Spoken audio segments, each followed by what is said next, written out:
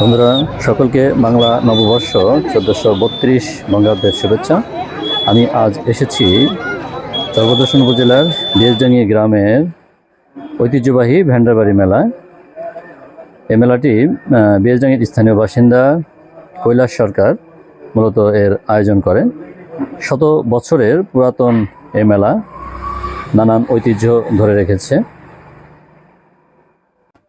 কৈলাস সরকারের পরে সুরেন সাধু, প্রফুল্ল বিশ্বাস, নীলমণি সরকার এরা এ মেলার আয়োজন করত। বর্তমানে এই পরিবারের কেউ এই মেলার সাথে সম্পৃক্ত না থাকলেও স্থানীয় যারা রয়েছেন তারা প্রতি বছর চৈত্র সংক্রান্তির পহেলা বৈশাখে এই মেলার আয়োজন করে থাকেন।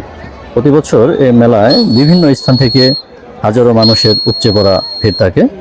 ভালো থাকবেন, আবার দেখা হবে অন্য কোনো ভিডিওতে। ধন্যবাদ।